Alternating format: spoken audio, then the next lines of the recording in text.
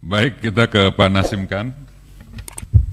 Terima kasih pimpinan yang kami banggakan Pak Haikal, Pak Sarmoji dan rekan-rekan anggota Komisi 6 yang kami banggakan, Ibu Dirut, Bu Nike dan jajaran direksi dan rekan-rekan yang sudah hadir pada hari ini. Pertama-tama mungkin saya singkat per poin saja dalam pembahasan Panja BUMN Energi ini, khususnya dari KPI, PHI, dan Patra Niaga pada hari ini. Yang pertama yang mungkin lagi viral pada hari ini, Bu Dirut, mungkin memang kepada Patra Niaga ini, khususnya yang pertama masalah kenaikan harga BBM, ya kan, dan gas, mungkin nanti ke depan program My Pertamina, dan lain-lain. Yang pertama, memang tidak bisa lepas, Bu Dirut, sistem manajemen sinergi itu tidak bisa kita lepaskan. Kita harapkan Pertamina, seperti yang tadi disampaikan teman-teman, sebetulnya yang penting itu adalah sosialisasi, Bu. Jadi biar tidak terlalu heboh, gitu loh. Ya kan, segala sesuatu itu disosialisasikan dulu. Sebetulnya kita sudah punya infrastruktur Pertamina yang sangat luar biasa. Kalau nggak salah hampir 5.000 lebih infrastruktur rute Pertamina yang ada. Ya kayak maksudnya pom bensin itu sekitar 5.000-an ya, lebih kalau nggak salah. 7.000 Pak ya? 7.000 makanya. Seharusnya sosialisasi itu memang harus dengan media, sinergi dari kerjasama dari semua pihak stakeholder, dari pemerintah provinsi, kabupaten. Nah ini seharusnya sudah ada itu kerjasama sinergi ini dari Pertamina, karena ada bagian promosi dan lain-lain di situ itu. Nah sehingga masyarakat ini tidak gaduh, gitu loh. Nah sekarang yang dipertanyakan masyarakat simpel sebetulnya, Bu. Kalau kita menggunakan teknologi handphone sekarang, kalau kita ke pom bensin saat ini, Bu, kalau kita mau telepon itu langsung dihentikan. Pak maaf, matikan handphonenya, matikan mesinnya. Nah ini masyarakat bingung. Dengan My Pertamina otomatis kita kan pakai program ya kan di handphone. Apa yakin dengan kelayakan ini observasinya sudah pasti aman? Bila handphone nanti dalam kondisi mengisi lalu apa ya, sistem barcode atau gimana, ini kan masyarakat nggak tahu nanti masih sistemnya gimana. Uji coba di beberapa tempat 11 itu harusnya kan diterapkan kepada manusia. Honda ini safety, ini aman. Nah, apa bedanya handphone hidup dengan menggunakan My Pertamina dengan program Android lah, intinya satu, itu yang pertama, ya kan. Lalu itu yang pasti dari safety keamanannya, yang pasti. Lalu resikonya orang pakai handphone kan, pom bensin aja sudah banyak kejadian-kejadian kayak kebakaran, perampokan, apalagi nanti handphone, semua orang naik sepeda motor atau naik mobil kan pasti ngeluarin handphone semua. Sensitivitasnya di SPBU dan semua ini kan harus dijaga nanti. Ini belum apa-apa nanti akan pasti terjadi, dan ini harusnya ada studi kelayakan. Apa di beberapa negara ini pernah ada seperti ini sistem ini? Karena negara kita ini memang tidak bisa dibohongin ya, populasi yang sangat tinggi, masyarakatnya sangat besar. Ke depan nanti ada harga mau beli minyak goreng juga pakai Android. Sekarang pengemis saja mintanya Pak, minta duit untuk beli Android supaya beli bisa minyak goreng, ya kan? Nah, kita apresiasi dengan apa yang dilakukan oleh pemerintah khususnya Pertamina dengan digitalisasi dan semuanya supaya bisa update dan semua. Tapi yang kembali kepada tadi itu sistemnya, infrastruktur manajemennya bagaimana, sinerginya bagaimana, waktunya bagaimana. Jadi masyarakat tidak gaduh, diinformasikan, lalu kekuatan dari infrastruktur ini bagaimana. Jadi pada waktu saat itu diterapkan dengan sekian waktu yang cukup signifikan, itu masyarakat sudah paham. Ya kan, karena tidak mudah. Kami aja bingung Mas Ibu. Yang dimaksud nanti pembatasan memakai Pertamina ini apa? Dari mobil apa yang tidak boleh, dengan sisinya yang bagaimana pastinya, ya kan? Nah itu sebetulnya harus perlu dengan sosialisasi, itu yang pasti. Nah, karena bisa juga dengan brosur mungkin nanti pelan-pelan di SPBU itu mungkin dibuat brosur kepada masyarakat, dikasih brosur, nah supaya tahu bagaimana tentang My Pertamina, sistemnya, caranya, itu bisa juga dengan brosur itu sebetulnya. Jadi banyak langkah itu harus dengan kecanggihan kreatif dari pihak Patra Niaga juga harus mulai lebih canggih, saya kira itu. Lalu yang kedua, dukungan stakeholder itu pasti ya Bu ya. Lalu dengan harga BBM. Kenapa harga BBM ini kalau bisa Bu Dirut dan Pak Alfian itu mungkin melihat situasi kondisi harga pasar ya, market pasti ya, floating market ya pasti. Paling tidak mungkin dikasih waktu dekade, mungkin surveyor setiap 6 bulan, nah dilihat perkembangannya, termasuk dengan urusannya dengan subsidi nih Pak ya, dengan subsidi ya. Jadi bertahap per 6 bulan misalkan di cross check bagaimana perkembangannya sesuai marketnya. Jadi masyarakat tidak terkejut juga langsung dengan kenaikan harga sekian misalkan, ya kan begitu. Walaupun situasi kondisi minyak dunia juga akan mempengaruhi.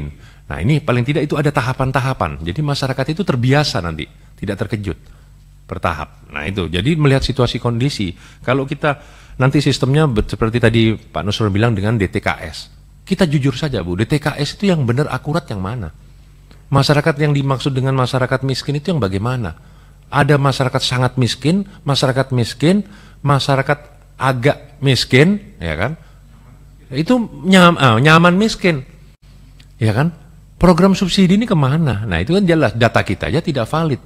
Sama kayak data politis, jadi dilihat seperti di drone gitu, dilihat kalau warnanya kuning itu Golkar, kalau warnanya hijau itu PKB, ya kan? Ya, kadang begitu kan sepertinya.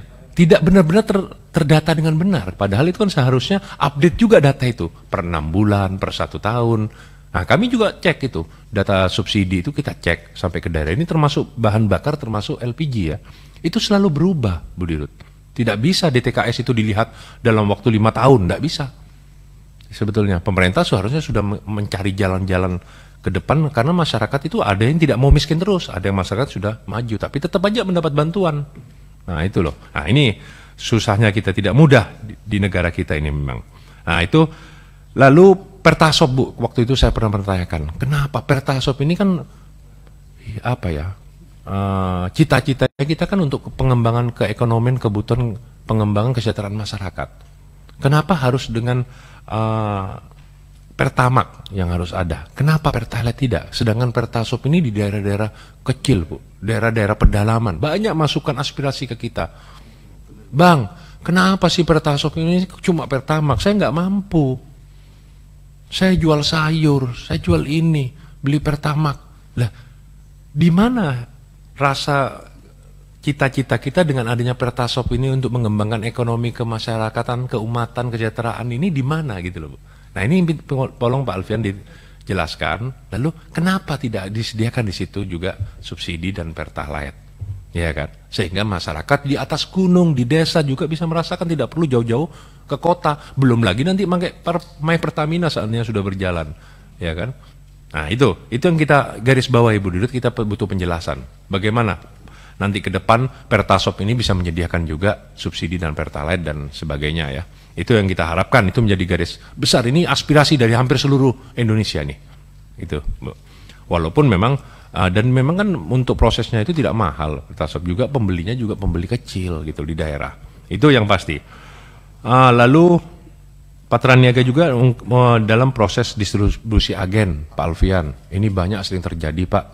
Berkali-kali saya ingatkan. Beberapa agen-agen sampai bertumpuk-tumpuk sampai tidak berjalan karena sudah LO-nya terlalu banyak. Sedangkan orang-orang yang sudah berusaha dengan keras dengan biaya sendiri, membuat agen distribusi yang sudah dengan materi besar, tetapi kadang LO-nya susah, yang dapat yang besar-besar lagi, padahal sudah sampai menumpuk. Itu terjadi Pak, kalau Pak Alfian mau ke bawah cek itu pasti terjadi. Ya kan, hanya karena ada kepentingan dan apa-apa. Tidak apa-apa, kepentingan atau apapun secara profesional, kompetitif itu silakan gitu. Tapi jangan sampai merugikan dalam semua pihak, itu yang pasti. Nah itu kadang-kadang yang lucu lagi di lapangan Pak, GM aja sampai merasa lebih hebat di bawahnya, manajer dan lain-lainnya, supervisornya di bawah daripada GM-nya, kadang-kadang tidak tahu juga. Nah ini perlu di cross check. Nah itu loh, penataan-penataan itu di Patra Niaga perlu disinergikan Pak dalam sistem manajemen itu. Jadi sehingga pemerataan agen ini, subsidi ini juga benar-benar dipantau, berkala dan benar-benar teruji gitu loh dari kebutuhan masyarakat. Itu. Sedangkan itu prosesnya aja orang membuka di daerah-daerah tertentu yang sampai kekurangan itu bisa sampai bertahun-tahun Pak untuk ngelingnya, untuk mendistribusi, padahal dia keluar biaya dan lain-lain. Itu yang perlu diperhatikan. Lalu tadi termasuk sudah ya untuk SDM sinergi hierarkinya itu Bu Dirut mungkin tidak paham, tapi Bu Dirut bisa meng-cross-check dari beberapa subholding, direksi-direksi itu kadang-kadang memang senior-senior, tetapi ada yang muda juga, di bawahnya aja kadang-kadang lebih senior dari direksinya, kadang-kadang membuat keputusannya pun sulit, Bu. Gitu loh, itu yang sering terjadi.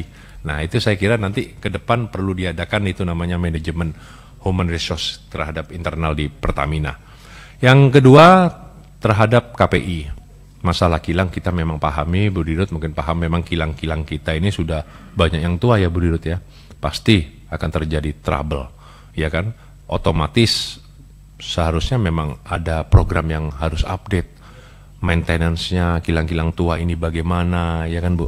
Cross-check berkala, itu harus terjadi. Seperti masa lalu kita sudah ada kunjungan ke Cilacap, kita kunjungan ke Bandungan, kita butuh Pak Taufik, ini selamat Pak Taufik sudah baru, dan saya yakin saya ingin update bagaimana perkembangan tentang sekuritas safety-nya, karena saya lihat kemarin masih ada ceceran lagi, ya kan, di Cilacap minyak bocor, ya kan, masih terjadi masalah beberapa hal-hal, karena saya lihat di situ juga sekuritasnya apapun dalam sisi keamanan itu perlu dijaga, karena di situ banyak pekerja kita Pertamina yang menaruhkan jiwa raganya, nyawanya di sana, resikonya juga sangat tinggi. Nah, kita butuh update di situ, Pak. Masalah bagaimana kejadian-kejadian termasuk yang terjadi di Balikpapan, ya kan?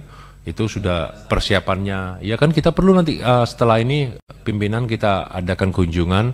Apa sudah ada perubahan dari waktu kita kunjungan masa lalu itu dengan semua pengembangan yang ada? Karena saya masih dengar, termasuk di KPI ini proses lelang aja sampai ribut. Iya kan, sudah ada lelang, sudah jadi pemenang, dibatalin, ini Bu Dirut. Nah ini saya bingung Bu Dirut, ada apa di sini? Apa oligarki parasitik ini masih terus bermain di dalam? Silakan berkompetitif, silakan profesional siapapun, tetapi jangan menghalangi produksi, jangan menghalangi, ya kan, kepentingan bangsa, resiko. Nah ini Bu, ya kan, sekuritas saya kayak semacam CCTV saya lihat waktu itu masih banyak yang nggak aktif, ya kan, keberadaan safety foam-nya yang sehingga terbakar itu ada permasalahan distribusi, aktif tidaknya. Kalau perlu per tiap 6 bulan, setahun itu yang sudah ada yang tidak digunakan itu dicoba, dicek. Kalau perlu diganti baru, jangan menunggu kalau sudah kejadian Bu, ya kan. Nah ini loh, nah ini perlu, saya ingin tahu nih update-nya Pak Taufik, ya, karena Pak Taufik kan masih baru, jadi bagaimana update selama ini, setelah pergantian ini gimana, apa sudah semua selesai? Nah itu kita butuhkan, ya kan, maintenance-nya bagaimana, ya kan, itu perlu kita cross-check.